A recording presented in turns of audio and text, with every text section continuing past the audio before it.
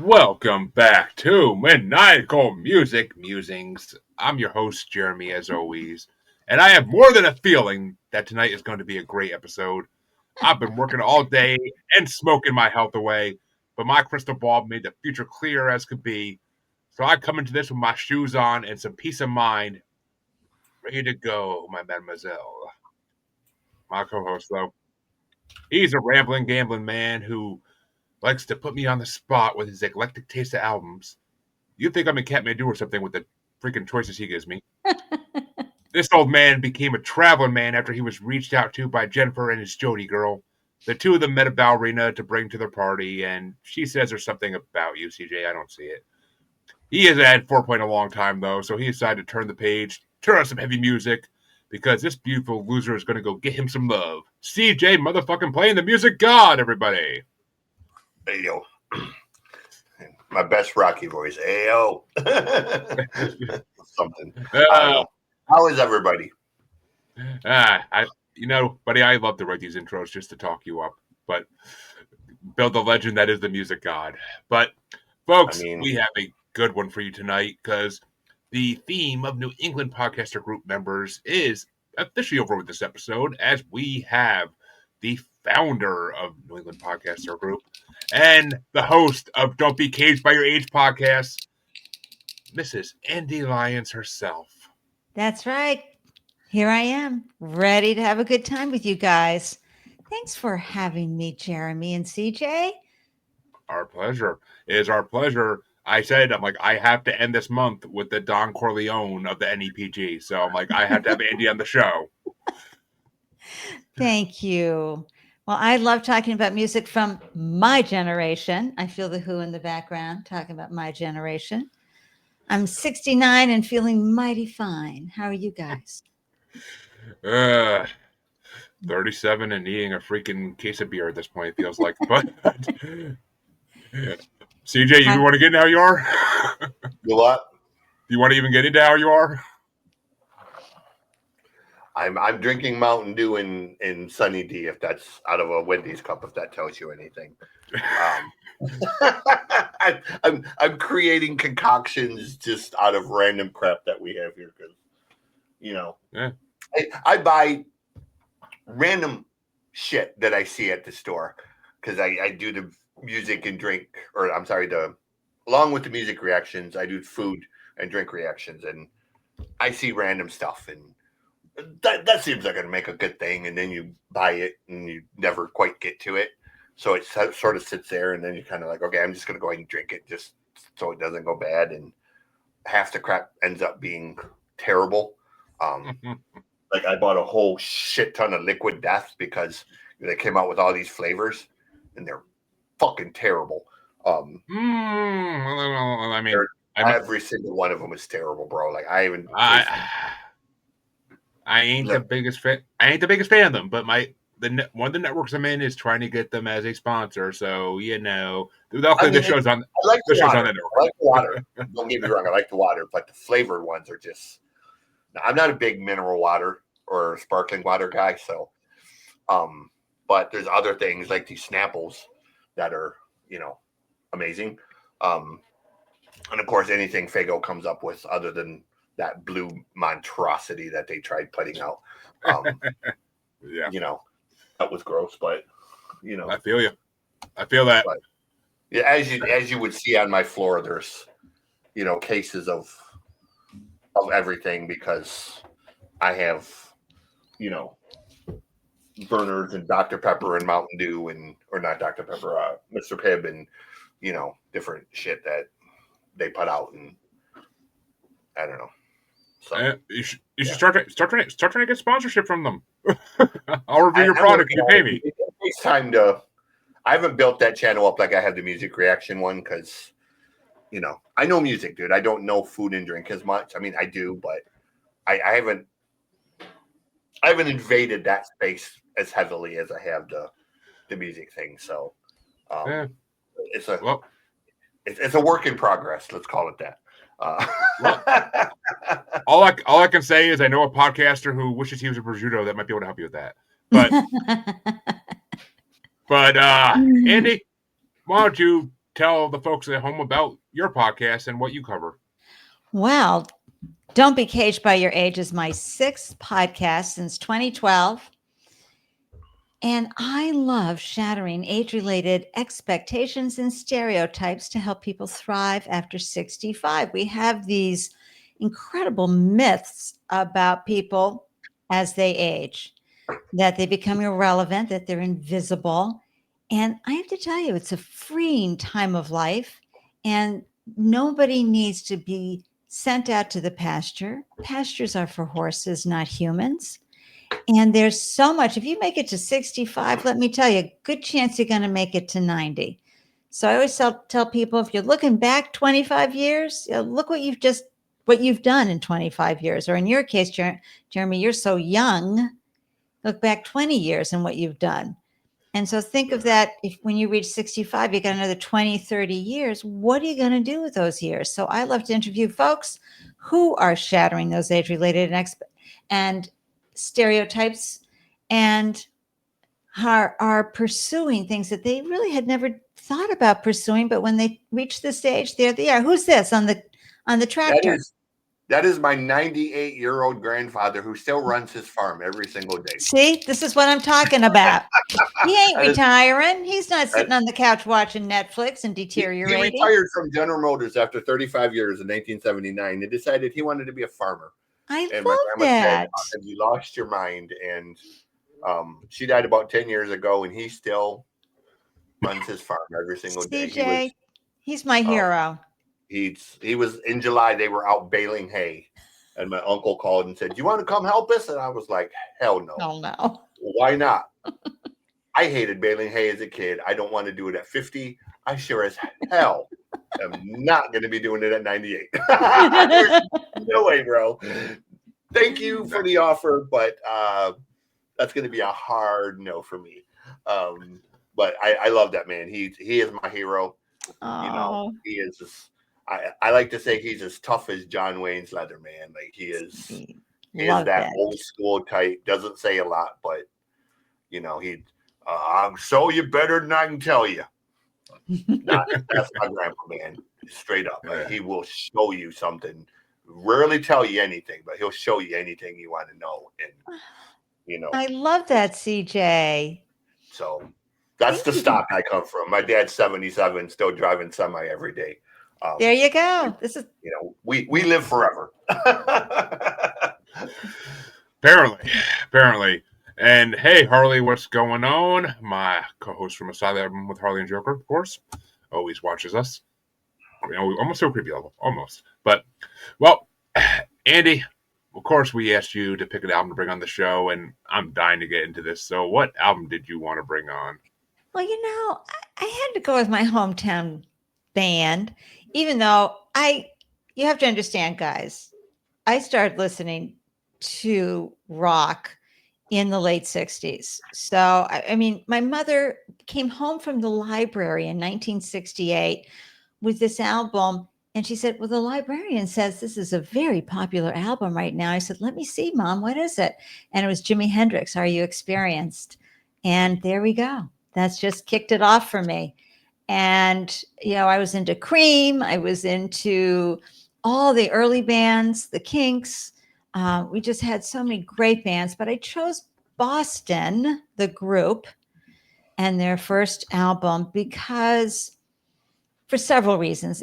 It sort of bridged my life from, 68 at the age of 12 to, 76 is when they released their first album to, 80, mid 80s, which is really my favorite time period, 68 to 86 for music for me personally.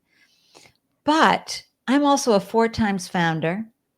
I was in the startup ecosystem for years. I had a monthly pitch event in Boston for 3 years, 4 startup founders, and I interviewed over 250 diverse tech founders from around the world.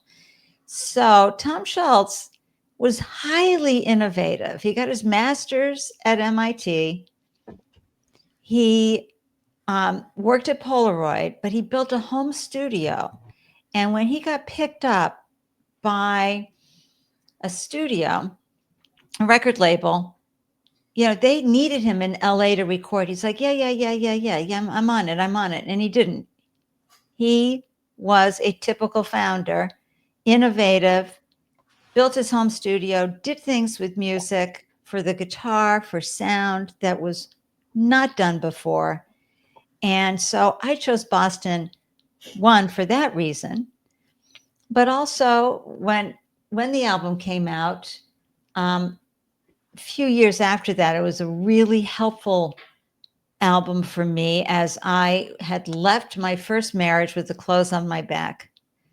And I was renting with a good friend who had picked me up at the bottom of the hill, and I got out of a very scary, it's amazing I'm alive.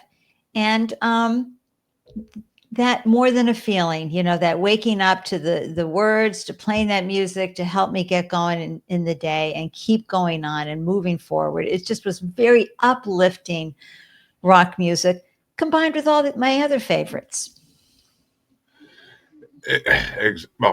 Exactly. And I'll go first this week because I know CJ's going to have a lot to say about Boston, so I'll let him go last. But it's funny because when I picked up the first Guitar Hero game back in college in 2006, 7, whatever year it came out, the first song you get to play on that game was More Than a Feeling. And that was the first time I really heard that song. And I felt in freaking love with that song. And that was, God, 20 years ago almost. Oh, God, I'm getting old. But basically since then, I've explored Boston a little, but I never really like did a deep dive and went through their whole discography or anything. So hearing this album in full for the first time ever, I was amazed by how many songs I knew. And I kept saying throughout the morning, that was Boston? What? I thought that was the Who, or I thought that was so and so. I kept doing that all through listening to this album, and it was a short album, really. But there's only one long album today, but we'll get into that later. But Boston blows me away. They're freaking such an incredible band. Their guitar, the drums are so expertly played. It is tight. It is. Go ahead. I'm sorry. I didn't mean to interrupt. No. It's all good. They do everything perfectly, and there really is not a bad song on this album. I was able to get a top 5, maybe an honorable mention or 2. If I get to my list, but actually no, I got to my top 5. I got top 5 out of it, but every song was good. Just not every song was, that song. Every song was well done though, and every song sounded amazing. I love his voice. His voice is perfect.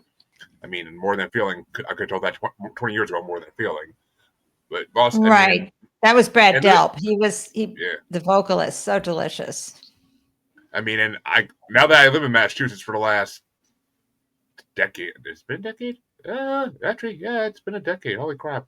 I don't know. I forget if it has been or not, but living in Massachusetts for a while now, it's kind of cool to know that they are from this area and that they represent one of the many great bands who represents Massachusetts. There's a lot of them. Dropkick Murphys is right in the top of my list for that, but because no one represents Boston better than Dropkick Murphys. But Boston is an amazing band, and this album did not disappoint. So I was very happy to start my day off at work listening to this album. So yay. It was a good choice, and you're the first person to bring Boston on. I am honestly surprised that it took 100-something episodes to get someone to bring that Boston on. So, but.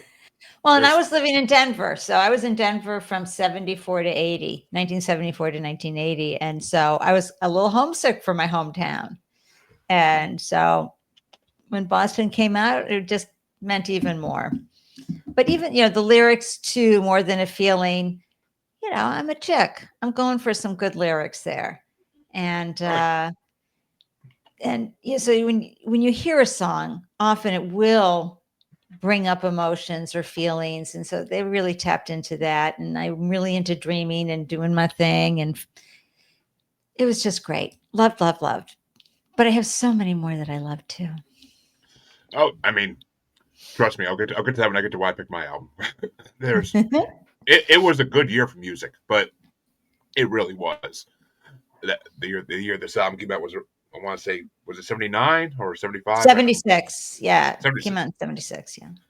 and I mean, yeah, I'll get into that later. But oh my god, that freaking year for music. Mm. But yeah, I enjoyed the hell out of this album, and I will now let CJ. All right, CJ, taking off the muzzle, go. So I have a list of 5 records that I consider holy grails.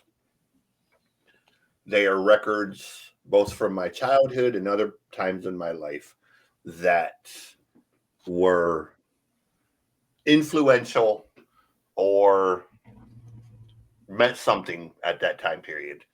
And Boston is the number one holy grail for me. This is a record. I grew up in the front seat of a Peterbilt, essentially. Dad and mom divorced. I was 2. Dad got custody. We didn't own a house. We lived in his truck, and we just traveled BJ and the Bear style. Back in the days when truckers kind of just roamed randomly from truck stop to truck stop and depot to depot. There were no cell phones, Right. computers, no video games, no TVs, nothing. You had music, you had books. That was it. Which is why I'm very, very good at both, because I was surrounded by them 24 hours a day.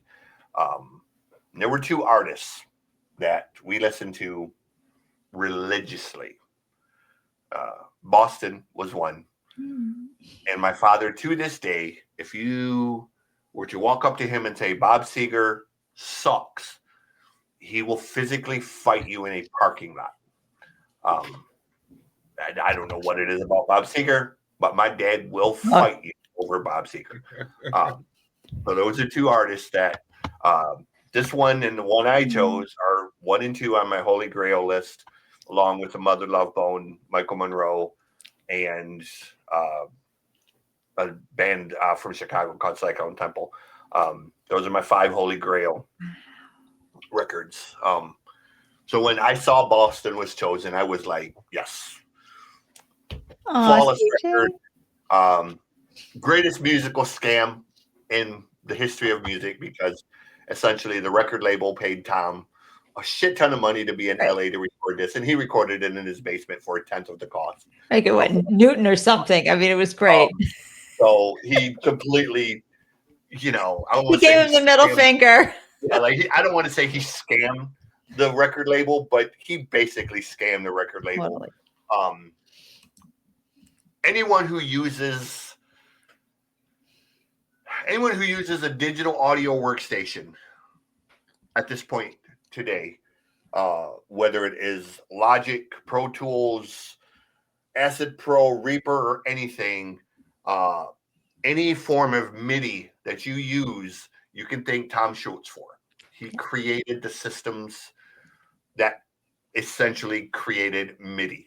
So Tom is disgustingly rich based off the fact that he owns the technology for MIDI, the Rockman mic systems for wireless guitars, and multiple other innovations that he created for guitar.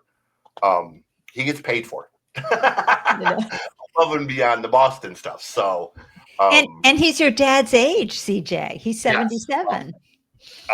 So, Tom is one of those guys you don't hear about. Brad, brilliant guitar. Barry Goudreau is another one they don't talk about. Barry was a second guitar player who, did so much for these records that people don't talk about. This is a record that once we did buy a house, I wore out more copies of this record. I played this record until the grooves were gone in the record, and Dad would have to replace it. After replacing it like 5 times, he come home one day, he opened my bedroom door, and he threw a copy at me. And he's like, here's your own copy. Leave my goddamn Boston record alone. So this is a holy grail record for me. Like, there's no one record that ranks higher on my list than this record, just for every reason I said and more. Like, I could go on for hours about Boston and the record I chose. But we'll get to that later. I was very, very happy to see Boston. Again, it's just that record, man. Like, for me. And the producer, this guy John Boylan, he was the one who came up with this plan. I mean, this is back in the mid 70s, okay, Yeah, when home 1975. studios didn't exist. And he's like, okay, I'm going to tell Epic Records that you're absolutely recording this in LA. And so I just wish I could have been a fly on the wall when all of that went down, because again, the innovation of what Tom built and brought to the world and changed so much of how we hear music, play music, just incredible. And then, of course, for me, a young woman at the time, just so inspirational to keep me going and glowing. Yeah. Only the most elite musicians had home studios at that time. Joe Walsh had one. Neil Simon had a small home studio. But I mean, you had to be somebody really important to have the money and the equipment available to you to build. Because back then they didn't make no small mixing boards, man. Mixing boards were the size of a room.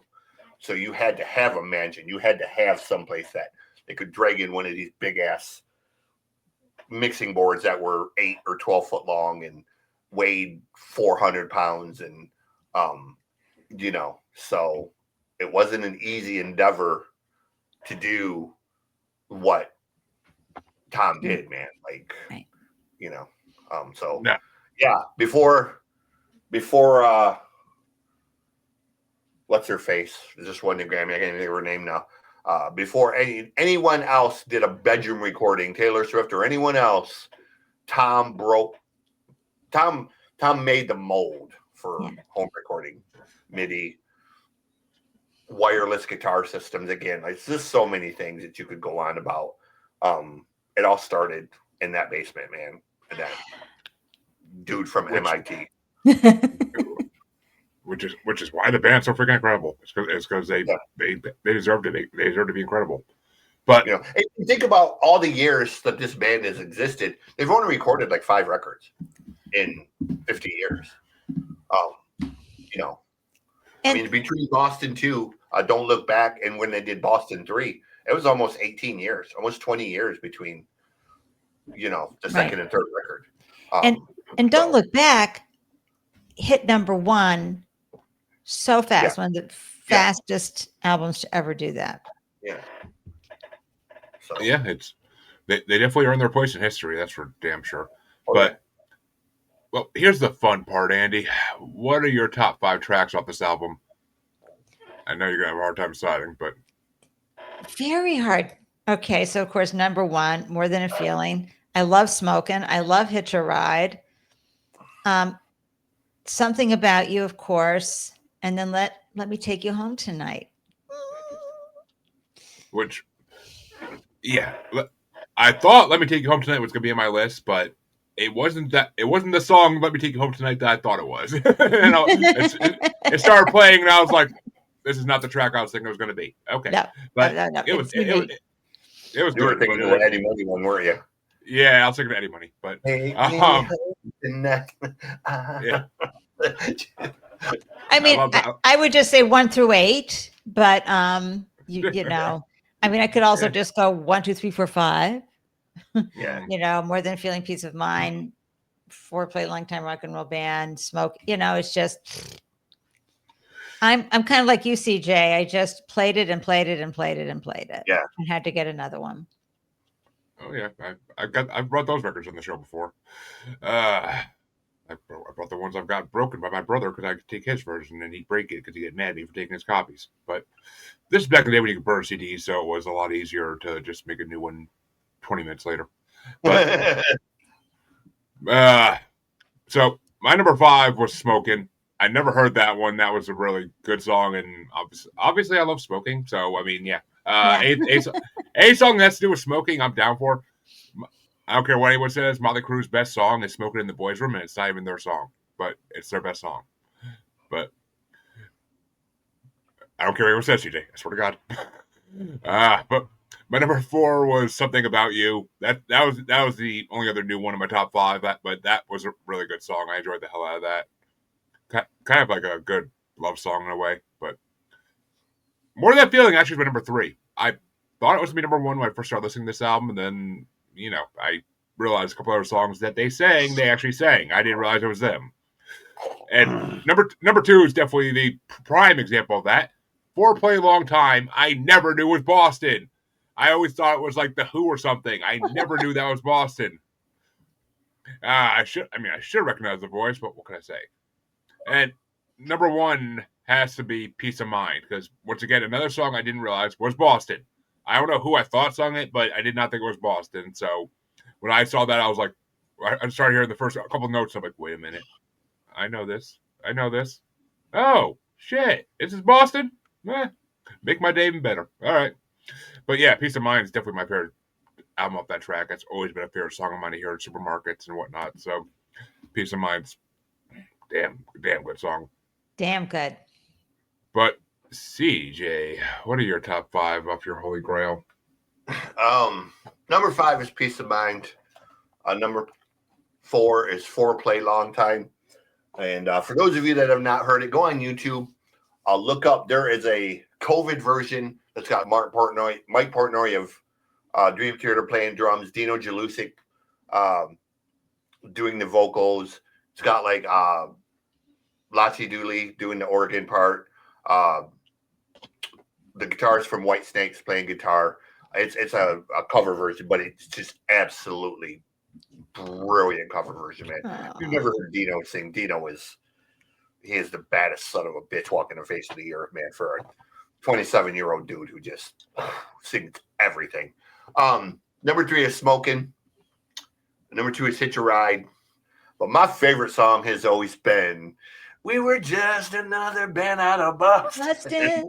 that song, man, there's just something about that song. It just when he says, sign it on the company contract, and his voice goes up, and it's just like Brad could sing, dude. Like Brad could, he could wail, and he had that fro, dude. Like he had that white fro that was just immaculate, man.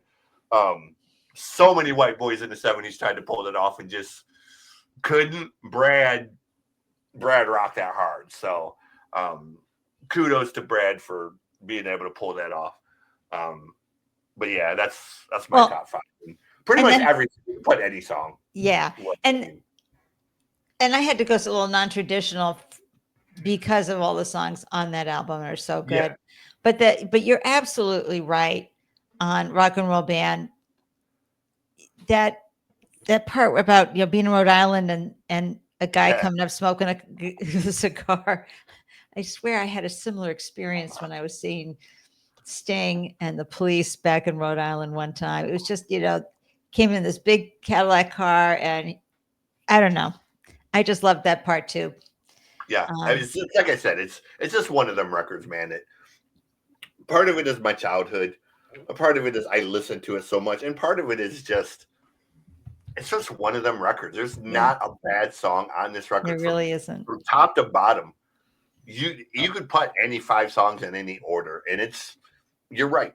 Okay, I'm not going to disagree with what yours is, just for your preference. Do you like the slower, or the faster, or the more melodic?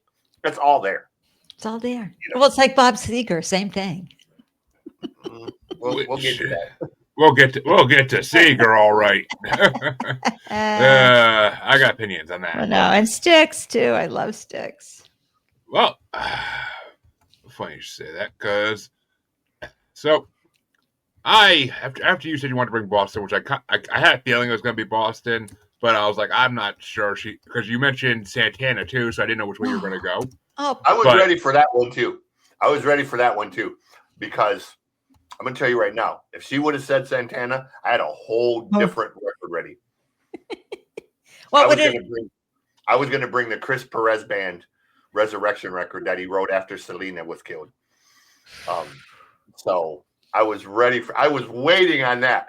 That's why I was like, you will learn some Spanish this week, boy, because half that record is in Spanish. So I took it for 6 years. Somehow I still remember part of it. Okay, don't know why. But that's another record that's so brilliant that people don't listen to. But anyways, go ahead. Sorry.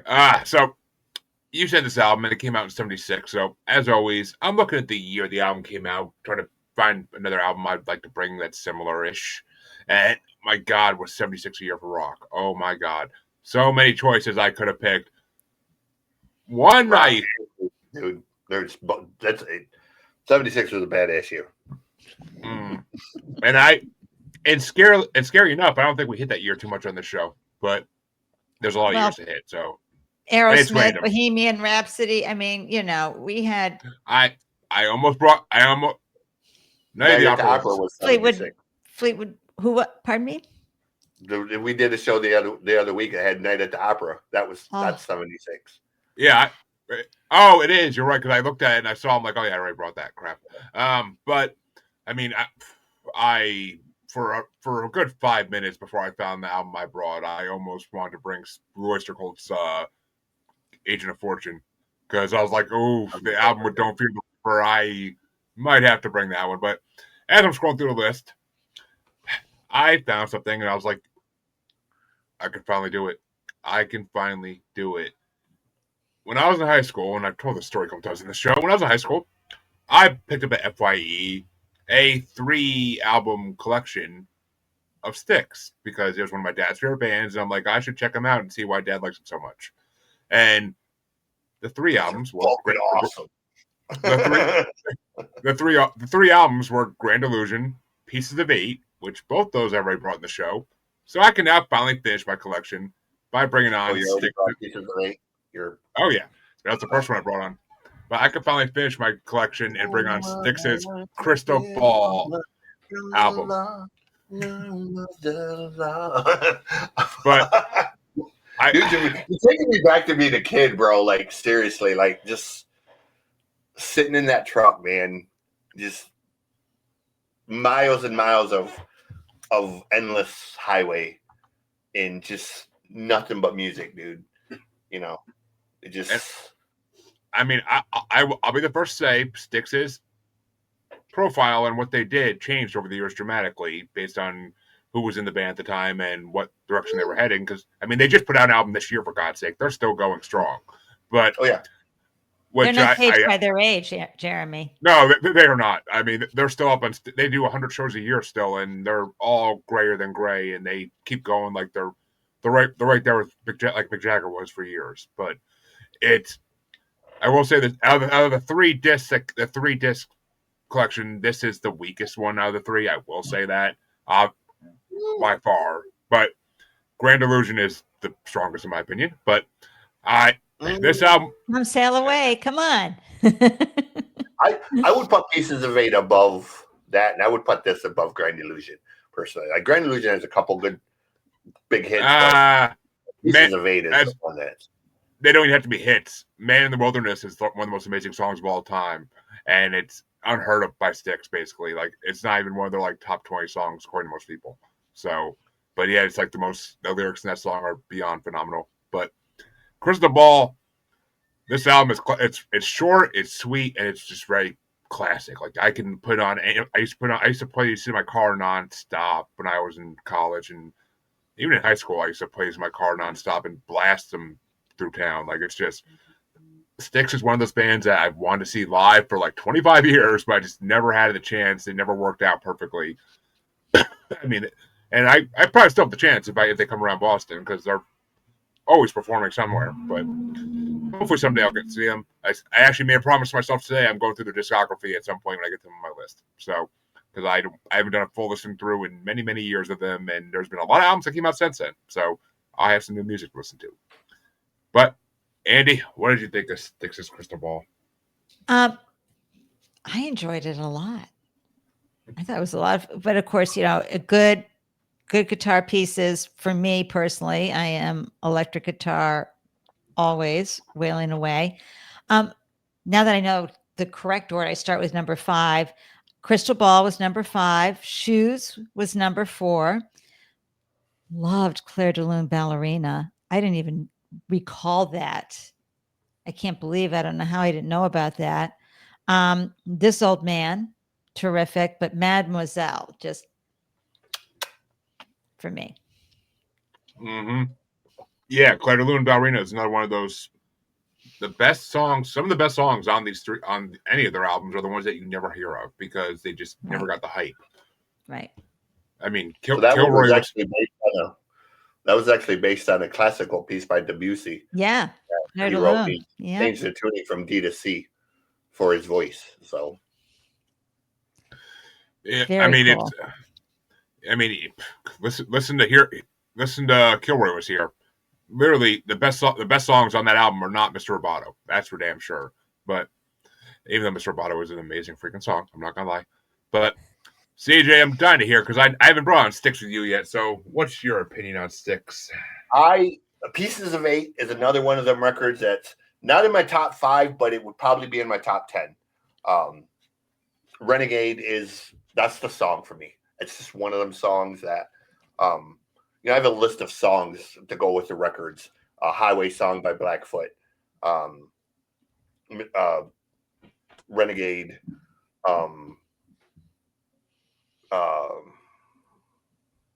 Great White Buffalo by Nugent. Songs that, for whatever reason, I have memories attached to them, or we listen to them.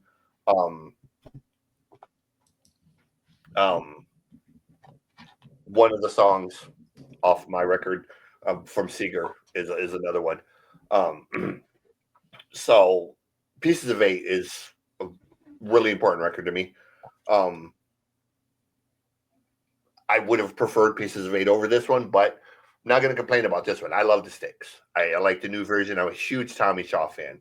Yes. Love this time that, him and Nugent were in Damn Yankees with Jack Blades and whatnot.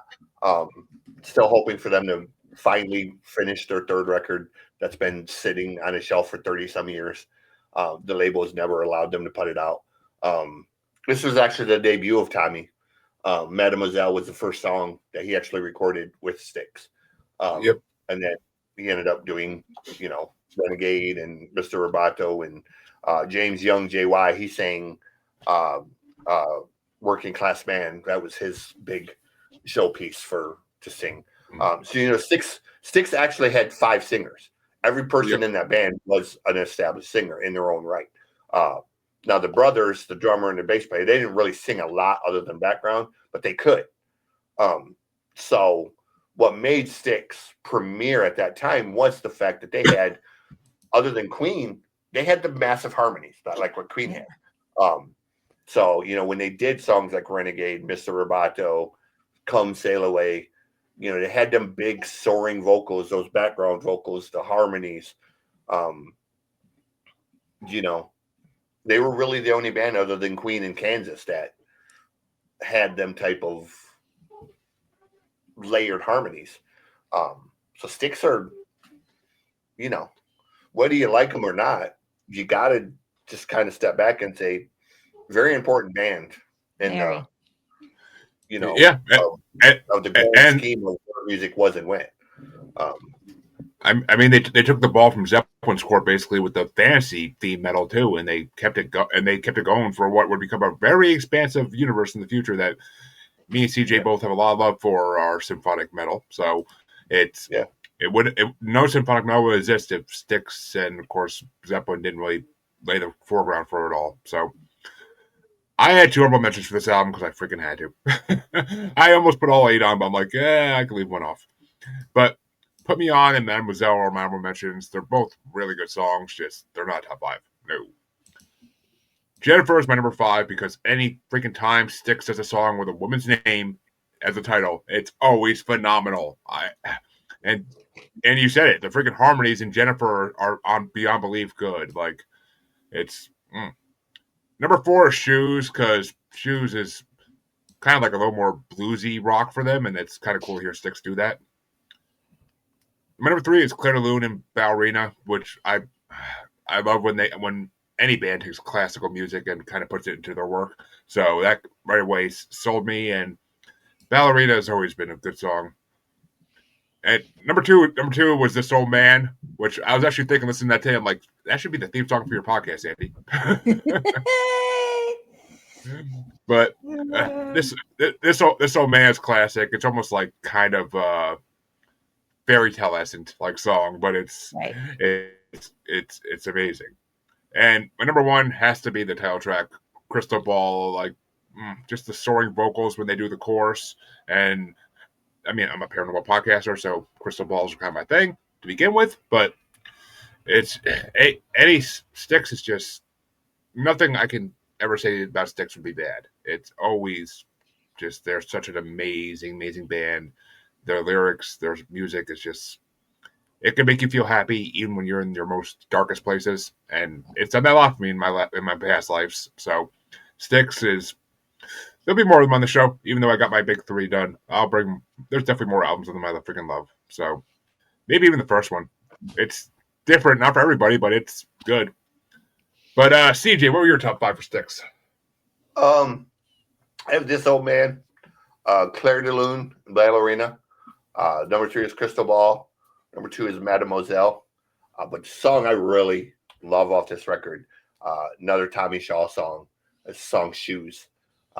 It's just got that rock edge to it, man. It's got that, the songs like Working Class Band and Renegade, when the band really just, show that they weren't just, the Dennis the Young piano and harmonies. They weren't just beautiful songs, but they could like, Blue Collar Man. They could, wanna be a blue collar man, and they could rock out as well. So CJ, you have a great voice. no, I don't. My voice No, is you fucking- do. No, you got melody in there. I hear it. I am a trained singer when it comes to things like bands like Malevolent Creation. I can do death metal and all that really well, but I know where my range is. So my range is in that Gary Allen, Bob Seger range of that sort of middle baritone. So, if I'm singing something like that, I'm cool. But if I try to go up or down, I lose the plot. And I'm taking lessons, trying to be a better singer. But, being 55 years old, it's kind of, No. You can. My husband and I are I'm going to not be saying you taking can't singing do it. lessons. You can keep going. There's challenges learning to sing at 55 as opposed to learning it when you should learn it. So I have a really great singer. Like my singer is Kenny, or my trainer is Kenny Tamplin. And if you know anything about Kenny Tamplin, this guy was, along with Michael Sweet, was probably one of the premier Christian rock singers of the 80s and 90s. So, I'm being trained by somebody very, very good, but it takes time to kind of get where you need to be. So hopefully one day I will be a good singer, but right That's now, amazing. Does he still have the long hair? oh yeah, Delicious. he is like Rick Springfield. He has not aged to freaking. Rick Springfield and Mitch Malloy is another one. If you've ever seen Mitch Malloy, Jesus Christ. You look at a picture of him from 1989 and a picture of him now at 66 years old, and Mitch still looks like he is 35 years old. Still has that long, blonde, curly hair, and it's just like, dude, you have got to have the fountain of youth in your basement. You literally haven't aged a day in 40 freaking years, bro. Like, that's a good DNA pool. It is disgusting, dude. And I'm friends with Mitch.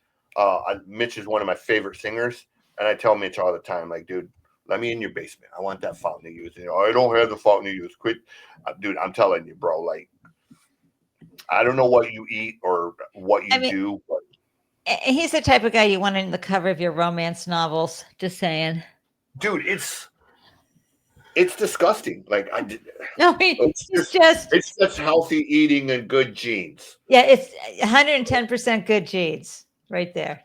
110 at least. But well, CJ, we come to that time where you finally get to boast and brag about what album you wanted to bring on this week.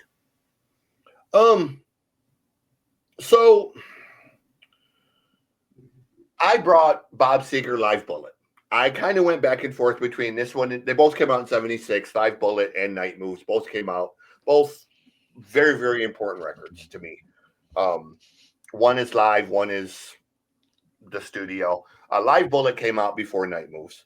So I went with Live Bullet mainly because it has one of the songs that very, very important to me. Recorded April 12th, 1976, produced by Bob Marlett, and Joey Iletti was the producer. I could tell you stupid, ridiculous facts about Live Bullet. Why, I don't know. Well, I do, because we had the Live Bullet thing in the truck, and I read the liner notes hundreds of times. I actually got the Music God name from a teacher because of Live Bullet, because in 7th grade, she made a comment about a song, and she was wrong, and I told her she was wrong, and she goes, well, I'm a music teacher. I think I know more about music than you do. So I showed up in class the next day with the Live Bullet record, and I said, wrong. And she said, well, aren't you just a little music guy? And as 7th graders do, that stuck. I was the music god after that. And I just, fuck it. We're going to turn it into a brand because, hey, sometimes you got to create a brand and sometimes it's just kind of upon you. And,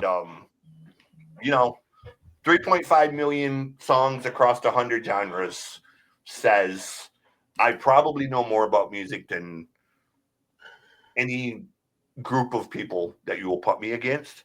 Not saying I know everything, but where people specialize in, I know a ton about metal, or I know a ton about country, or I know a ton about, I've done about everything. As you see on my wall, we got Prince, we have Bob Marley, we have Iron Maiden, we have Pink Floyd, we have Metallica, Priest, AC/DC. I go across genres, so I don't care what you bring on. I'm gonna talk about it. There you go. We're even gonna rep Jelly Roll here, so always down for some Jelly Roll. But and that's why he's a good co-host, because if I had to replace my co-host, I was like, I gotta get the music god. It's about time. But Andy, what did you think of Bob Seger? Oh, please. I mean, I've seen him live several times in Denver. So good. Just brings back all the memories. That's funny. And I can't say enough. Of course, Night Moves, I would say, is my favorite. Yeah. But nothing wrong with Live Bullet. I mean, anytime he's live, he's just amazing. And I know he stopped touring. I know there's a story. I don't remember. Yeah. Yeah. But, and he just loved his hometown. He just loved being from Michigan, all the good vibes, but he just put on an incredible concert. And his words were just relatable to someone my age at the time. And the band was great. And you couldn't stay in your seat. You were dancing, and I can't remember what row I was in for one of his concerts. I always tried to I was the person who slept at the concert ticket place. So that I would get like first or second row. Man, these kids today, they don't understand. They don't understand putting a lawn chair next to the ticket booth and stretching out on an uncomfortable ass lawn chair that was made out of, I don't even know what them damn things are made out of, Mylar or whatever them. I don't think we didn't even have lawn chairs. We brought our down sleeping bags and we would just hang. That's what I'm saying. Like, man, sometimes you slept on the ground. Sometimes you just stood there in the cold. I just want to prove a point real quick. That is Mitch Malloy in 1989. I'm telling you, that's why I said he should be on the cover of all our favorite romance novels. And this is what he looks like now. It's gorgeous. Like, he hasn't aged a fucking day in 42 years, dude. It's just like, and his hair. Oh, Jesus Christ. Like, people, you have such great hair. No, bro. Mitch. That is rock and roll hair, bro. Like, anyways, I love that dude. He is one of the nicest guys. Anywho, Bob Seger. Hey, Amy Fagan. Amy Fagan, New England Podcasters Group. We've been having a fun conversation, Amy. Yeah, glad you could stop by. So CJ, what were your top 5 for Seeger before we get into ours? Because so Kathmandu was number 5. Great killer song. This Seeger at his rock and roll best. Obviously, you have Turn the Page. One of the great stack solos. Yep.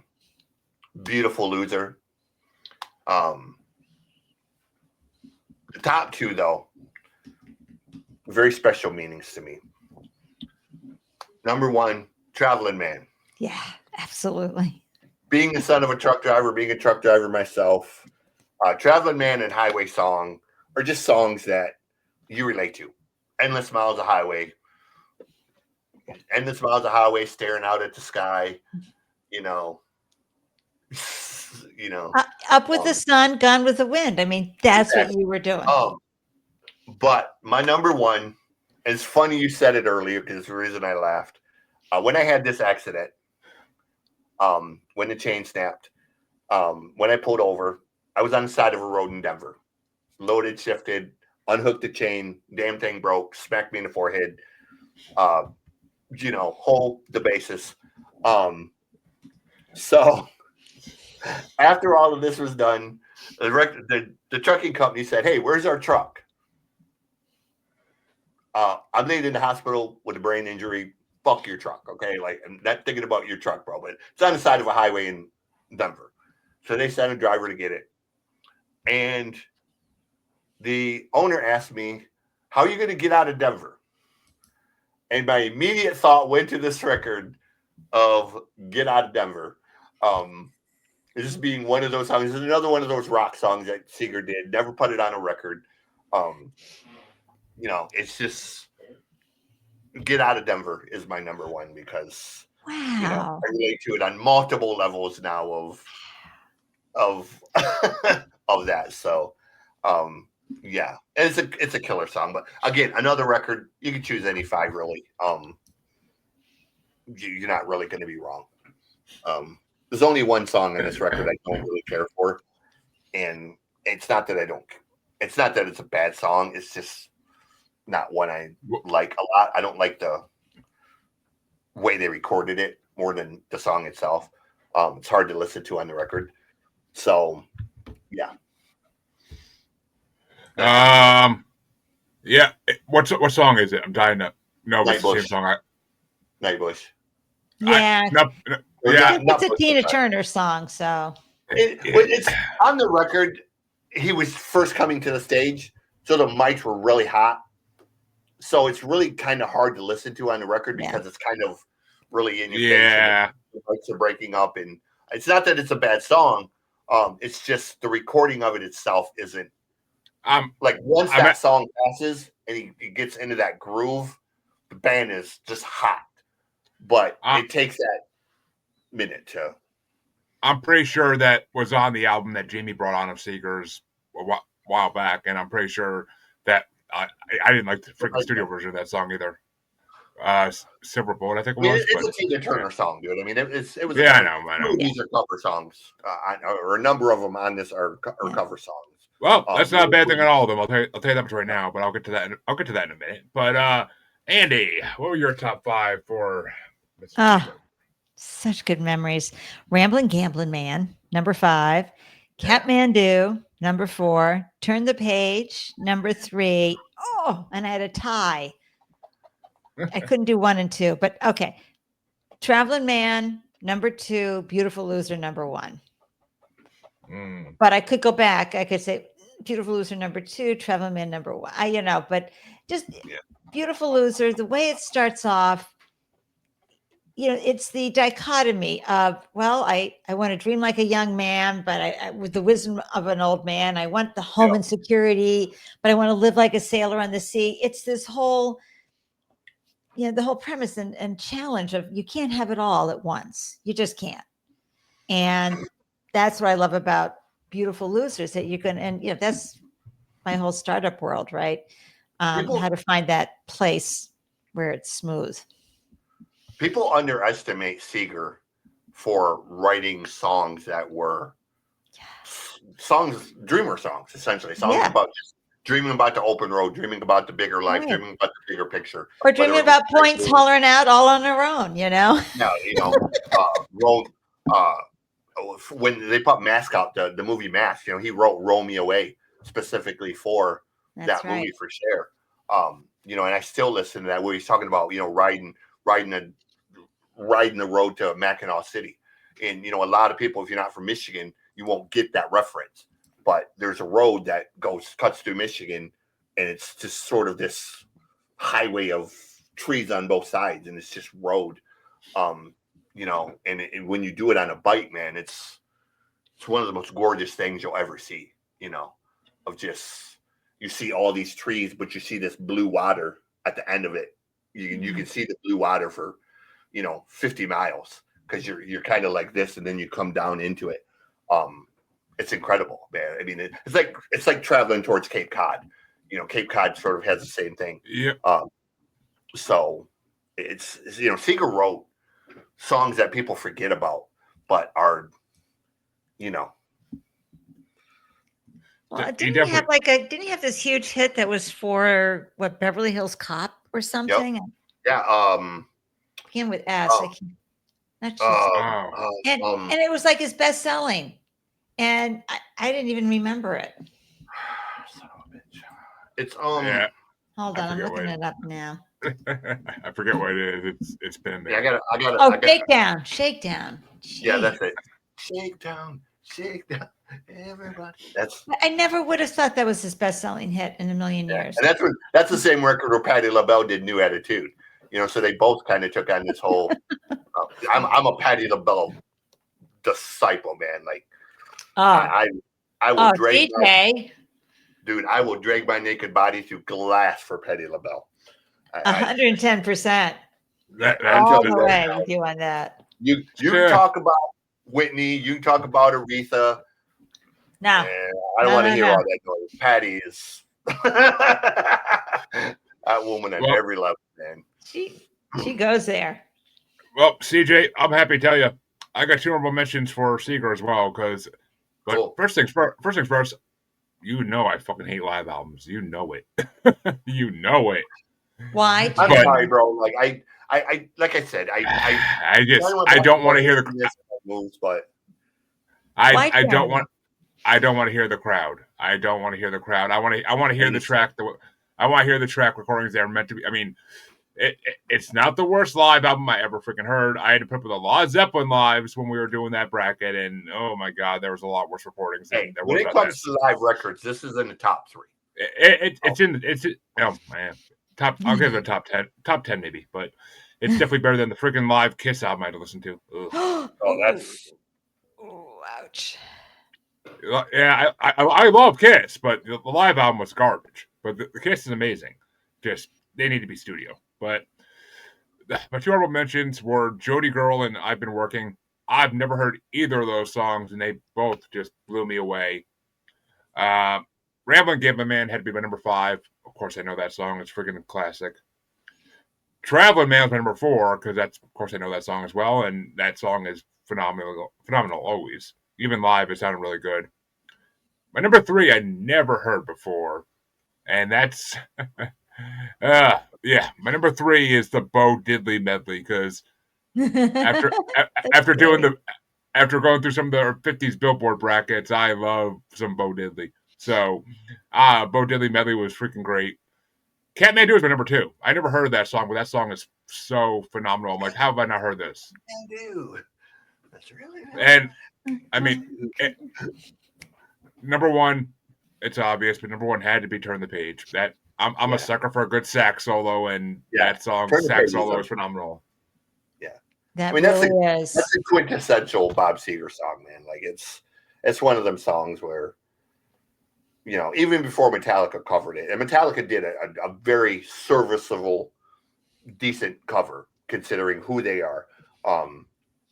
It's a classic song. You know, it's got that spacey kind of groove to it, you know. So whether you're driving in the daytime or driving at night with the windows down, it's just one of them songs. It is. It really It's is. I like mean, that Phil, like for Phil Collins, coming in the air tonight. You know, it's another one of them songs where, I, you know, it's just. I wouldn't give Phil Collins that much credit ever, but okay.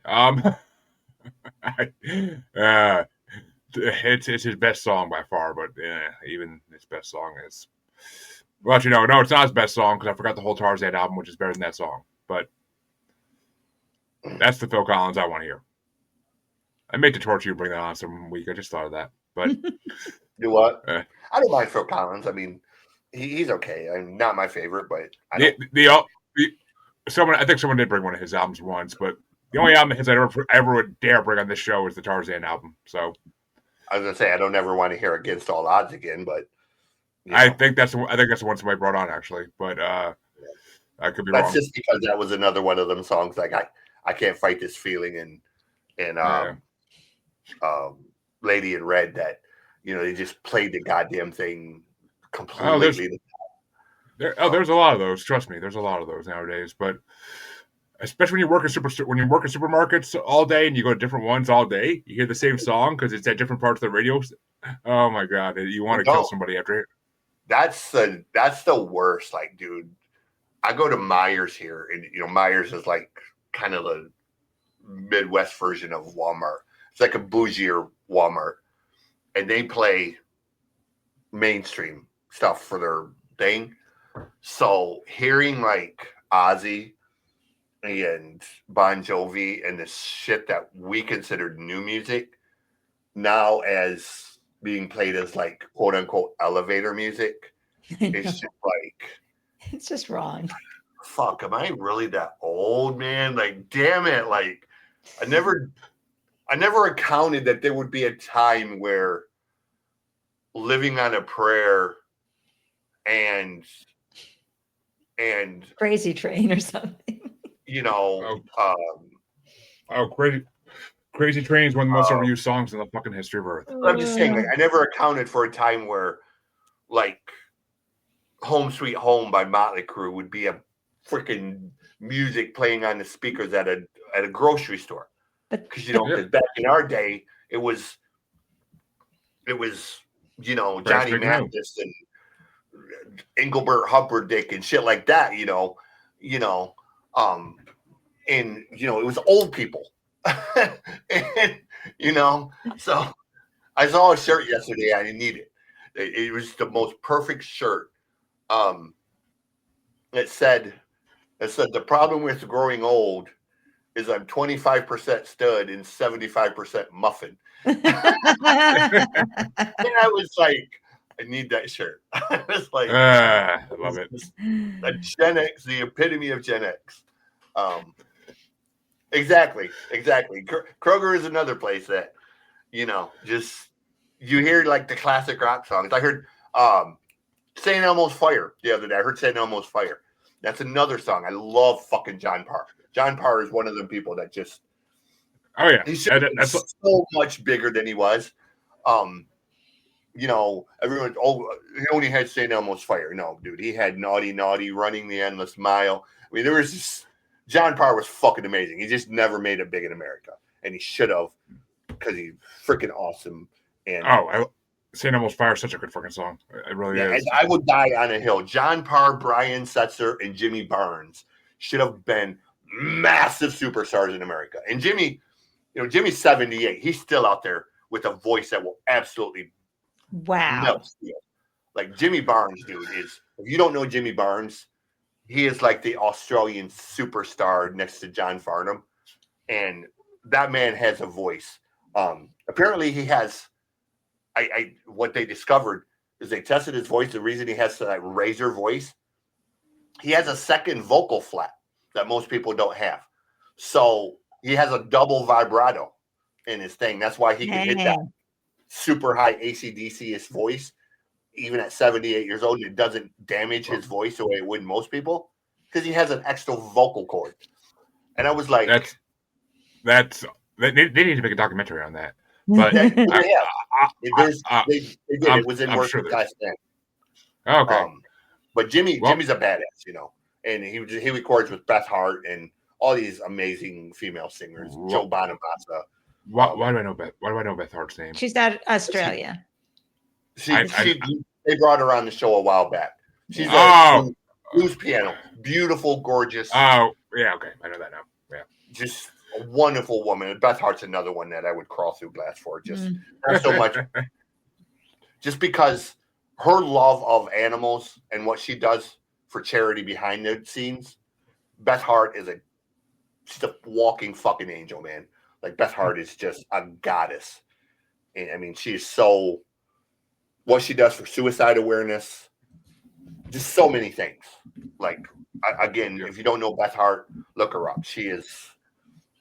I think I know her too. But folks, we brought you your album Strice once again, and we took a trip back in time. Good 50 years now.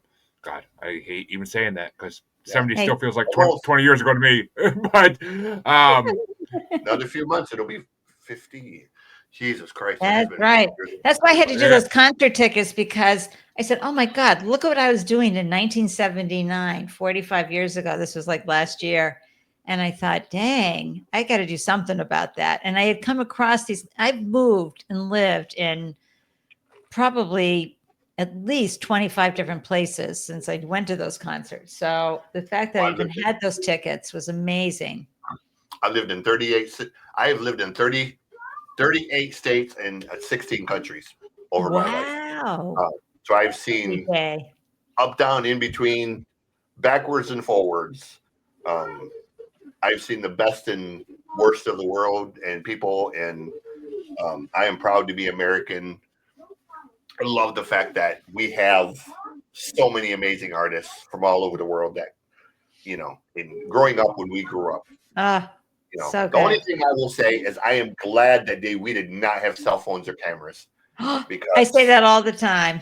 You know, if we would have had cell phones or social media, 75% of Gen X would be in federal prison right now. Oh, and boomers, are you kidding? What we were doing? Come on. Sex, drugs, and rock and roll. Early 70s. Let's go.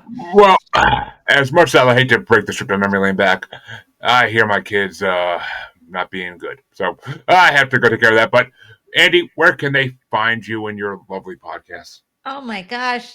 Don't be caged by your age.com, and you'll get all the scoop there. And if you really want to explore podcasting, if you're curious, if you're seasoned, if you're everything in between, we have a really fun, supportive, welcoming group that helps you grow and glow. It's called New England Podcasters Group.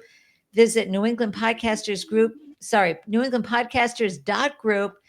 Learn how you can become a member. We do virtual, but every second Saturday, you will find us at the Westford Cable Access TV station, rocking in person. Yep. And having a great time, but you can tune in via Zoom because while we're rooted in New England, we're open to all. Exactly. It's a good group. It makes me wish I was in New England. Yeah, I wish you were too. Then we can record in studio in Westford. But CJ, where can they find you? I am at musicgodcjplane.rocks, ROCKS. That's the website. It'll be updated eventually. YouTube at Music God Reacts. The Noise Report podcast is retired, debuting in 2 days. The Mosh Pit Manifesto. All heavy music. We're gonna do metal, punk, industrial. We're gonna do all of the classic hair bands, and I have 2 books coming before springtime. Wow. CJ, you're a busy man. Yes, we have a horror comedy, Texas Chainsaw Massacre meets Van Wilder, called All Men Are Cremated Equal, and we're gonna have a book about Sunset Strip and hair metal bands that should have been big but weren't, called Shoulda, Coulda, Woulda. That's where you find me. Just look up my name, you know. CJ, what an honor to get to know you and have this conversation with you. I mean, I talk to Jeremy all the time, but what a sincere, genuine pleasure to meet you.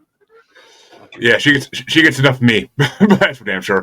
But folks, you can find both. I want to be on their podcast because, like I said, I have a feeling we would have a lot of fun. And the loud list. I have the loud list. Top 10 lists that rock. Anything you can think of, I'd make it a top 10 list. So yeah, you want to do a top 10 list. And you can find both your muses, of course, on Facebook as Squatchy Largefoot, on X and the Gram as that Juggalo Bastard, and of course the best place is always YouTube. Maniacal Music Musings, all 100 plus episodes and specials are there to enjoy and browse through hours and hours of us talking about music. But come back next week, folks. I'm not sure exactly what's going to be or who the guest is going to be, but we'll be here with something. I promise you that. Have a good night, everybody. I got to go play Daddy, unfortunately. God damn it.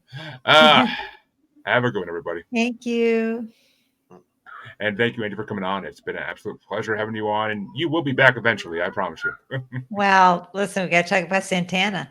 But CJ, great. And I'm really thrilled to hear that you were so fond of Boston. That was wonderful. Yeah. I wish I could find a poster for my wall for it, but yeah. Anyways. All right. Well.